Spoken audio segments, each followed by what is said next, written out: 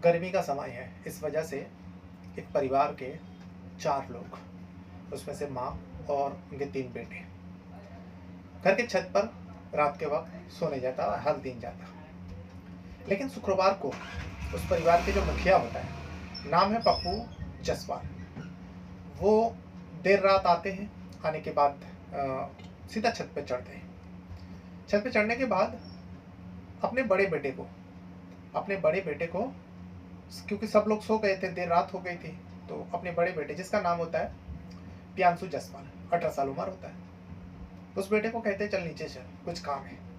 बेटा बाप की बात सुनकर बाप के साथ नीचे कमरे में आते हैं। उस कमरे के अंदर बाप अपने बड़े बेटे को लेकर दरवाज़ा बंद करते हैं और थोड़ी ही देर में वो बेटा चीखने लगते, चिल्लाने लगते, क्योंकि सब लोग सो रहे थे और दरवाज़ा बंद कर कर कुछ हो रहा था कमरे के अंदर। बाप और बेटे के बीच में बेटा चीख रहा था, चिल्ला रहा था।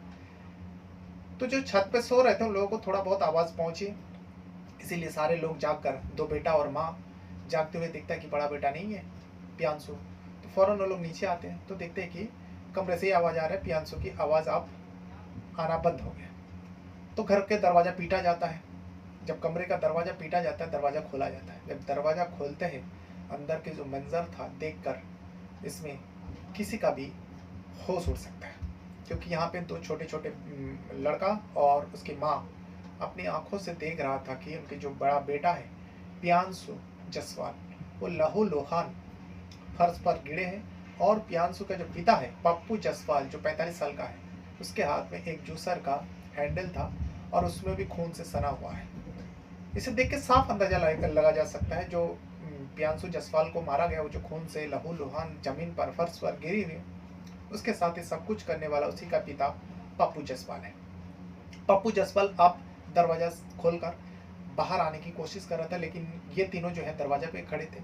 तो पप्पू जसवाल कहते हैं यहाँ से हटो, नहीं तो ये प्रियांशु की तरफ तुम दोनों को भी मार डालूंगा, तुझे भी मार डालूंगा, अपने पत्नी को कहता है। तो ये लोग प्रियांशु प्रियांशु करके चिल्ला रहे थे, दोनों छोटे भाई भी चिल्ला रहे थे, माँ भी चिल्ला रही थी, लेकिन पप्पू जसवाल कहते कितना भी पुकारो अब वो कभी नहीं बोलेगा, क्योंकि वो अब इस दुनिया में ही नहीं रहा। अगर तुम लोगों ने मुझे रोकने की कोशिश किया तो तुम तीनों का भी यही हाल मैं करूंगा, हट जाओ मेरे रास्ते से। अब पप्पू जसवाल के सिर पर खून सवार था, इसलिए ये तीनों डर के बारे में साइड दे देते थे और वो वहां से चले जाते पप्पू जसवाल। उसके बाद उस घर में कोहराम मचते, तीनों चीख चीख के रोने लगते, चिल्लाने लगते। आसपास वाले भी आते, पड़ोसी सब आ जाते। आने के बाद पड़ोसी भी जब देखते हैं तो पड़ोसी का भी रोंगटे खड़े हो जाते हैं, जो कोई किसी के साथ इस तरीके से पेश कैसे आ सकता है, और कोई किसी को, वो भी पिता होकर बेटे को पीट पीट कर मौत के घाट उतार देते, क्योंकि प्रियांशु जसवाल मर चुके थे। शनिवार सुबह होती है, पुलिस को उसी रात खबर दी जाती है, लेकिन देखते ही देखते समय बीतता है और शनिवार सुबह पुलिस पूरा दल बल के साथ उस जगह पर पहुंचते हैं। ये पूरा घटना जो है उत्तर प्रदेश का प्रयागराज का है, और इसी प्रयागराज का एक पुलिस थाना लगता है, उस थाने का नाम होता है करौली पुलिस थाना। करौली पुलिस थाने के अंतर्गत एक गली आता है, चाट वाली गली। उसी चाट वाला गली पे जो पप्पू जसवाल अपने पूरा परिवार के साथ रहा करते थे। जब पुलिस आती है, बॉडी को कब्जे में लेती है, प्रियांशु जसवाल के बॉडी को कब्जे में लेती है। डॉग स्क्वाड आते हैं, फॉरेंसिक आते हैं, सब जांच होती है। कई सारे रिपोर्टर भी वहाँ पे पहुँच जाते हैं। पहुँचने के बाद जब एक एक से पूछा जाता है तो दोनों भाई को कहना है, जो पापा रात को आए और आने के बाद हम चारों सो रहे थे, भैया, हम दोनों भाई और मम्मी, हम चारों छत पर सो रहे थे, और पापा देर रात आए। आने के बाद बड़े भैया को यानी प्रियांशु को बुलाकर नीचे लाए और फिर प्रियांशु को मार डाला। तो रिपोर्टर ने पूछा, पुलिस ने पूछा, क्या तुम लोगों ने अपने आंखों से देखा? तो दोनों भाई कहते नहीं, हम लोग अपने आंखों से तो भैया को लाते हुए पापा को नहीं देखा, लेकिन हम लोग जब नीचे कमरे में आए, भैया की आवाज़ सुनकर मम्मी भी साथ में उतरी, तो हम लोग देखा कि पापा के हाथ में जूसर का हैंडल थी, और उसी हैंडल से प्रियांशु भैया को मार डाला, क्योंकि प्रियांशु भैया पापा के पैर के पास जमीन पर गिरा हुआ था और पूरा लहूलुहान, पूरा कमरे के अंदर खून ही खून बिखरा हुआ था। ये दोनों भाई ने पुलिस वाले के सामने तहरीर दिया, रिपोर्टर के सामने बताया। माँ से जब पूछा जाता है, माँ भी वही यानी प्रियांशु जसवाल के माँ और पप्पू जसवाल के पति पत्नी से जब पूछा जाता है तो उन्होंने भी वही तहरीर दिया जो दोनों छोटे बेटे ने दिया। अब सवाल उठता है, एक पिता, सगा पिता है, कोई सौतेला पिता नहीं, एक पिता आखिर अपने बेटे को इस तरीके से मौत क्यों दिया, और पिता आखिर है कहाँ? सबसे पहले तो पुलिस जाल बिछाता है और उस पप्पू जसपाल को, कहीं छुपा हुआ था, उसको हिरासत में ले लेते हैं, उसको पकड़ लेते हैं। पप्पू जसपाल को कुछ पूछा जाता है, लेकिन पप्पू जसपाल शुरुआत में तो कुछ नहीं कहा, लेकिन यहाँ पर पुलिस परिवार से भी पूछताछ करते हैं, पड़ोसी से पूछताछ करते हैं, दोनों छोटे बेटे से पूछताछ करते हैं। दोनों छोटे बेटे से जब पूछताछ हो रही थी, दोनों में से एक बेटा ने कहा, जो पापा हम लोगों को कहा करते थे, जो देख मैं जब चला जाता हूँ ना और जब घर आता हूँ तो तेरी मम्मी जो है ना, तेरे बड़े भैया को, प्रियांशु को लेकर कमरे के अंदर होते हैं और दरवाजा बंद कर देते हैं। तुम लोग नजर रखना आखिर तेरी मम्मी तेरे भैया के साथ क्या करवाती है। ये सारी बात अपने दोनों छोटे बेटे को बताकर जाते हैं और बेटे से पूछता भी है आने के बाद पप्पू जसपाल। ये सारी बात वो दोनों छोटे बेटे ने रिपोर्टर के सामने भी बताया, पुलिस वाले के भी सामने बताया। जब माँ से पूछा जाता है, माँ रोते बिलखते कहते हैं, जब मेरे बेटे के साथ ये सब कुछ हुआ, हम लोग छत पर सो रहे थे, लेकिन आवाज़ सुनकर हम जब नीचे उतरे तो मेरे बेटे का ये हालत थी। दरअसल ये जो पप्पू जसपाल है वो अपने पत्नी के कैरेक्टर के ऊपर बहुत सी ज़्यादा शक करता था। ये पहली बार नहीं था, अब तो उनका बेटा 18 साल का हुआ जो प्रियांशु जसपाल है। इससे कई साल पहले पप्पू जसपाल जो है अपने पत्नी और अपने भाई को लेकर शक करता था। पप्पू जसपाल को लगता था मेरी पत्नी का जो है मेरे ही भाई के साथ यानी देवर के साथ अवैध संबंध है। इस बारे में पत्नी को मारता पीटता, पत्नी मार खाती पीटती, लेकिन पत्नी इनकार करती रही, जो आपका गलतफहमी है, आप ऐसे कैसे सोच रख सकते हो। हालांकि वो भाई जो है अब दूरी बना लिया था, जो भैया को ऐसा ऐसा शक होता है कि वो पति पत्नी के बीच में हमारी वजह से दरार पैदा हो, छोटे छोटे बच्चे उन लोगों को क्या असर पड़ेगा।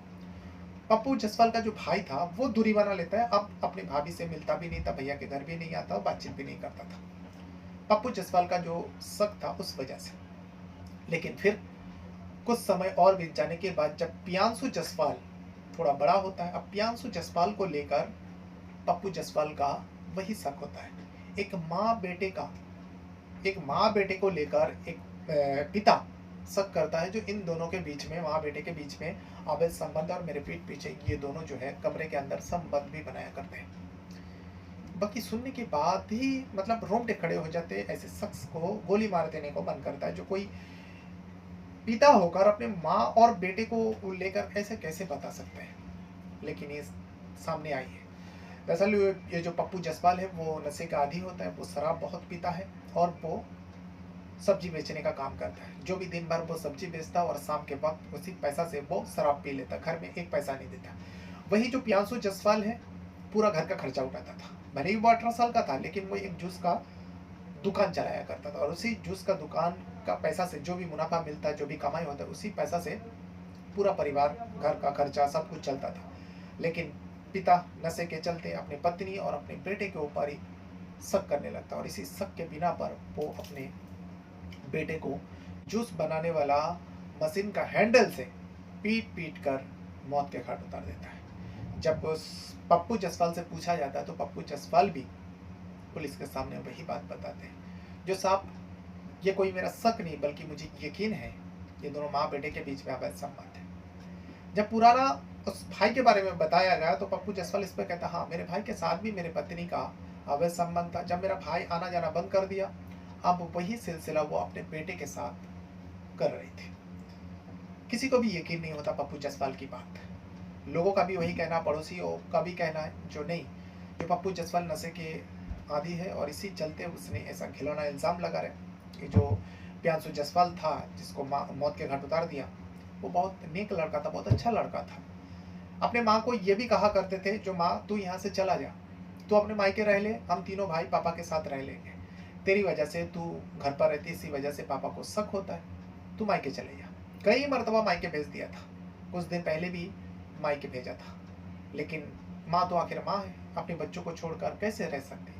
माँ आ जाती है और पति के घर है, पति के पास आ जाती है, लेकिन वही पति अपने बेटे और माँ को लेकर ऐसा इल्ज़ाम लगाती है जिसे सुनने के बाद किसी का भी खून खौल सकता है। तो ये वो पूरा घटना है जो उत्तर प्रदेश का प्रयागराज में किरौली पुलिस थाने के अंतर्गत चट वाला गली के अंदर घटी थी। बहरहाल अपने साथ साथ अपना परिवार का भी बहुत ज़्यादा ख्याल रखिएगा। इस घटना के बारे में आपको क्या लगता है? क्या पप्पू जसवाल सही था? माँ बेटे के बीच में कोई अवैध संबंध रहा है, या फिर जो बच्चों ने कहा, दो बेटे ने कहा और पड़ोसी ने कहा वही सच है? और लगता तो है माँ बेटे के बीच में कोई ऐसा रिश्ता नहीं रह सकता, लेकिन कलयुग है, कुछ भी हो सकता है। बहुत बहुत धन्यवाद करता हूँ। Thank you very much.